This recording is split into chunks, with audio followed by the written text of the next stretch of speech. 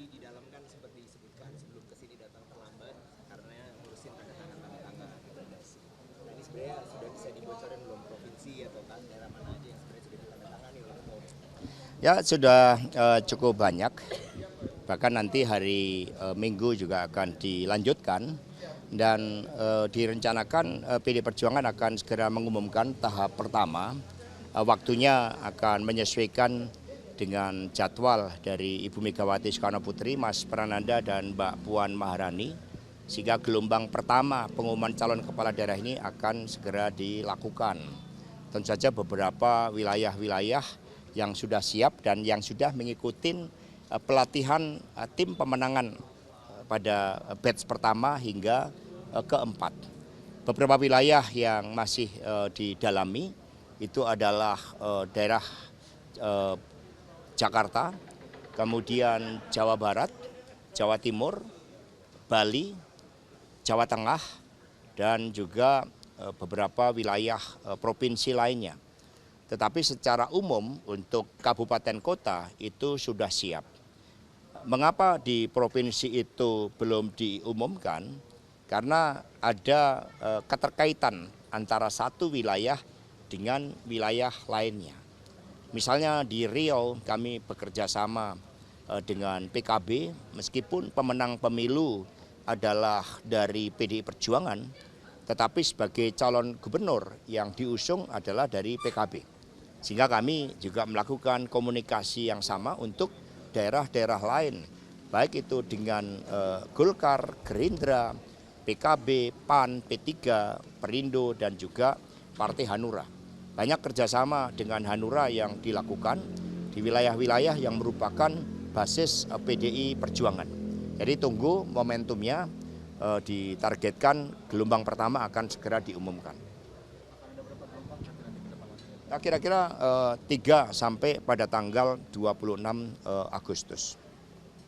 Ada terkini jumlah rekomnya berapa?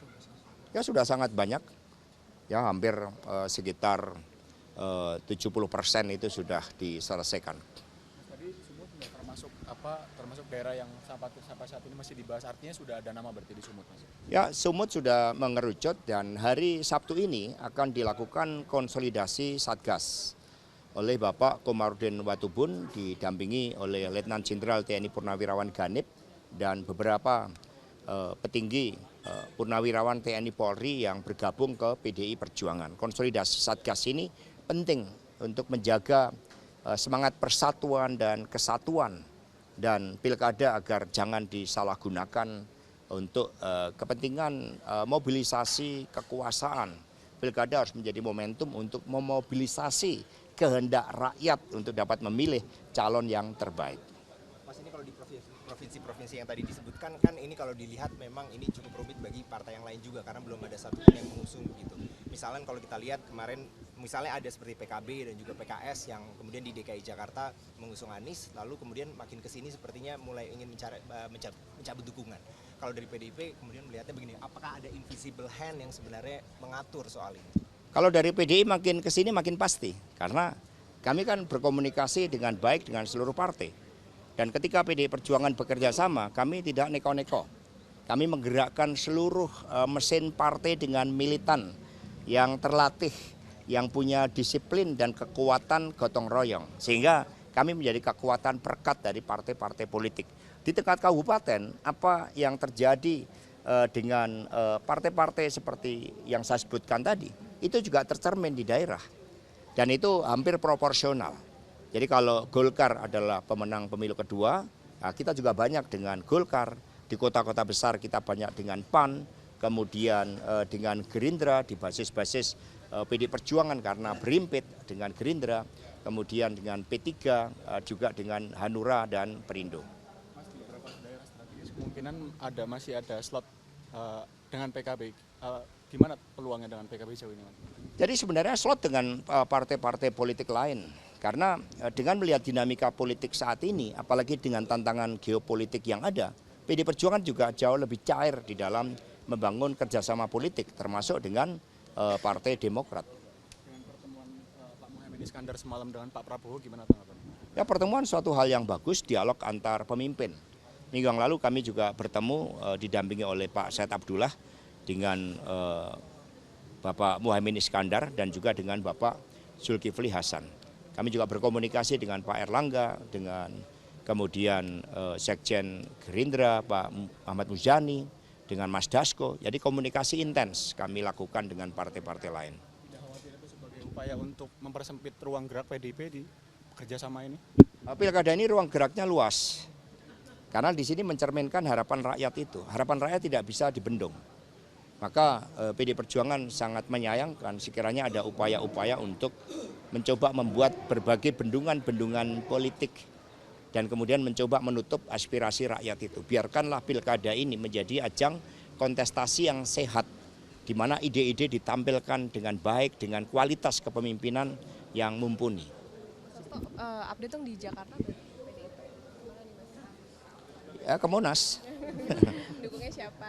Oh ya, kita persiapkan, kita akan punya banyak sebagai opsi-opsi. Misalnya ada Pak Pramono Anung, itu relatif jauh diterima. Ada Pak Ahok, kemudian ada juga Pak Hendy, karena tampilannya sudah di tingkat nasional sebagai kepala LKPP. Kemudian ada juga sosok seperti dari kalangan anggota DPR RI, Pak Eriko Sutarduga misalnya. Jika kami tidak kehilangan stok pemimpin dan kemudian proses penggodokan terus akan dilakukan. Pada akhirnya ada sosok-sosok yang bisa diterima dan menyatukan partai politik. Jakarta menjadi sangat penting karena pengembangan wilayah Jakarta dan sekitarnya akan sangat menentukan Indonesia ke depan. Sehingga partai juga sungguh-sungguh di dalam melakukan dialog dengan partai politik lain. Apakah Jakarta menjadi salah satu provinsi yang memang soal tadi bendungan-bendungan politiknya yang lumayan kuat? Ya, dari laporan yang kami terima ketika kami dialog dengan partai-partai lain memang ada upaya yang membendung itu. Tetapi demokrasi kan tidak bisa dibendung oleh ancaman manapun. Ketika PD Perjuangan mencoba dibendung, ternyata rakyat memberikan kepercayaan kami untuk memenangkan pemilu legislatif. PD Perjuangan sudah mendeteksi siapa yang kemudian membuat bendungan-bendungan politik ini, Mas? Ya, nanti akan nampak dengan sendirinya. Karena komunikasi ini juga akan membuka siapa yang memerankan diri sebagai invisible hand tersebut. Itu suara-suara itu makin nyaring dan nanti akan terbuka. Maka PD Perjuangan mengingatkan karena pilkada ini adalah momentumnya bagi rakyat untuk menunjukkan kedaulatannya. Jangan buat bendungan-bendungan politik dengan kekuasaan yang akhirnya membuat ada potensi-potensi arus balik. Ini yang tidak diinginkan oleh PD Perjuangan. Maka justru di tengah bendungan politik itu kami makin intens melakukan dialog-dialog dengan partai politik lain. Kami tawarkan suatu kerjasama yang baik. Mas, kemarin Anda bilang sempat membuka peluang di DKI ini akan mengusung kader di luar, bukan kader. Artinya itu sinyal untuk siapa, Mas? Jadi sebenarnya bukan hanya pemilu sekarang, di dalam pemilu sebelumnya kan kami harus realistik. Kami harus objektif. Nah, di dalam objektivitas PD Perjuangan harus mendengarkan suara arus bawah itu. Karena dengan pendaftaran pada tanggal 27 Agustus, spiritnya kan spirit persatuan. Spiritnya kan spirit proklamasi. Sehingga nggak boleh sekat-sekat penjajahan politik itu terjadi. Ini yang diyakini oleh PD Perjuangan. Nah, tadi yang disebutkan Mas itu kan beberapa nama semua rata-rata kader. Kira-kira kalau non kader siapa, Mas? Ya ada kan, dulu misalnya Ibu Risma itu kan direkrut melalui ASN. Karena beliau menjadi kepala dinas pertamanan dan sering berdialog dengan Ibu. Sehingga kemudian akhirnya diproses. Pak Andika misalnya itu kan juga dari jalur TNI yang merah putih bersama-sama dengan PDI Perjuangan. Sehingga beliau kemudian menjadi anggota PD Perjuangan dan akan nantinya proses pencalonan apakah di Jakarta, apakah di Jawa Tengah, nanti Ibu Megawati Soekarno Putri yang akan memutuskan. Masih ada peluang Anies dimerahkan nggak, Mas? Ya darahnya udah merah. Mas, kalau Tapi sejauh Pak ini Ahok di Jakarta kan ini yang beredar itu yang sudah resmi untuk mau maju gitu kan nama Pak RK sama Pak Anies. Nah ini PDI Perjuangan melihat dua sosok ini lebih condong kemana, yang lebih ke PDI Perjuangan lah. Ya kalau Pak RK ini kan juga punya wawasan dan kesadaran historis yang bagus. Di Jawa Barat kami mencatat bagaimana dia juga menggelorakan Bung Karno sebagai bapak bangsa ini dengan monumen-monumen Bung Karno yang beliau buat. Nah, sehingga yang penting adalah semua itu melalui proses kontestasi yang sehat. Itu yang diinginkan oleh PDI Perjuangan. Ya kalau kita lihat suara arus bawah, karena Pak RK sendiri baru menyatakan akan ke Jakarta kan juga belum lama, sehingga dinamika ini harus direspon dulu oleh rakyat dan itulah yang akan ditangkap oleh PDI Perjuangan. Mas Hasto, tapi ada istilah kalau Pak RK akan melawan kota kosong. Ya PDI Perjuangan tentu saja untuk daerah khusus ibu kota, untuk pilihan gubernur, itu yang namanya pemimpin harus berkontestasi secara sehat. Kotak kosong ketika pengakuan rakyat tanpa mobilisasi kekuasaan itu bagian juga dari suatu proses dalam pilkada. Tetapi ketika kotak kosong itu hasil mobilisasi kekuasaan, itu menutup ruang kontestasi. Nah untuk di Jakarta, karena syaratnya saja berbeda dari daerah lain, maka PDI Perjuangan akan terus berdialog agar kotak kosong itu tidak terjadi. Ya, Mas Hasto, Pusat Studi Strategis ini menilai kalau residu Pilpres 2023 kemarin ini akan masih 2024 akan masih berlanjut ke pilkada. Ini gimana, Mas? Ya kita kurangi karena kontestasinya beda. Pilkada ini memiliki konfigurasi politik yang berbeda dengan Pilpres. Ketika apa yang terjadi dari Pilpres masih di bawah-bawah, apalagi dengan berbagai kerawanan-kerawanan, ya seperti kelas menengah itu juga mulai menghadapi persoalan yang serius. Kami khawatir itu bisa menciptakan suatu arus balik. Maka prinsip-prinsip demokrasi yang baik ini harus dijaga betul, terutama di Jakarta yang memang sangat strategis. Mas Hasto kan tadi bilang untuk Jakarta tetap membangun dialog ya, dan semalam itu Caimin dan Pak Prabowo itu bertemu, salah satunya membahas soal pilkada Jakarta dari PDIP sendiri. Itu bagaimana sih Mas melihatnya? Bisa nggak sih masih ada peluang untuk membuat poros baru di luar? Ya seluruh pemimpin kan bergerak, berdialog dalam rangka pilkada juga untuk kepentingan strategis lain terkait dengan pemerintahan yang akan datang. Nah PDI juga melakukan hal yang sama. Dengan melihat pergerakan kelompok-kelompok pro-demokrasi dan suara rakyat, kami meyakini peluang itu terbuka lebar. Peluang untuk membangun kerjasama di Jakarta sehingga tidak ada calon tunggal. Karena itulah partai juga berdaulat di dalam menentukan pasangan calonnya secara mandiri dengan bekerja sama dengan partai lain. Mas, mumpung ini lagi di Jawa Barat, Mas, ini kan kemarin kan di Koalisi Indonesia Maju kan itu kayaknya resmi mengusung Deddy Mulyadi gitu. Nah, kalau dari PDI Perjuangan sendiri, apakah ada tandingan atau seperti apa nih Mas melihat? Ya Jawa Barat ditinjau dari jumlah pemilihnya memang sangat besar. Kekuatan PDI Perjuangan sebenarnya terletak di grassroots, di tingkat kabupaten kota. Jawa Barat selama beberapa hampir satu dekade lamanya tidak dipegang oleh PDI Perjuangan dan kami tetap eksis di Jawa Barat.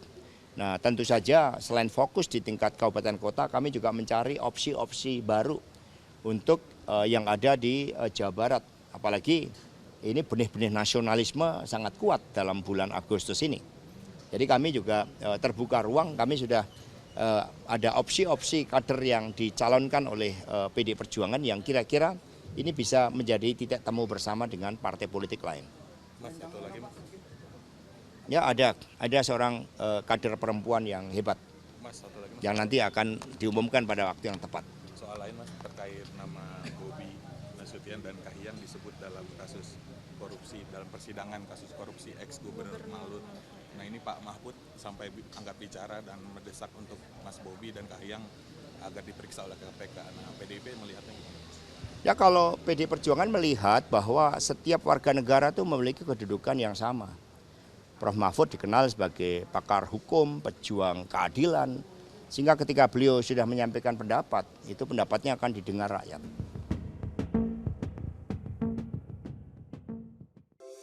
Di antara banyak sumber informasi, kami layak dipercaya. Karena kami menggali lebih dalam, berpihak pada kebenaran,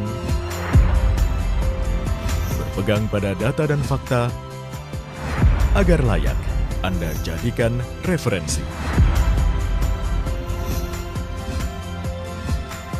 Kompas TV, independen, terpercaya.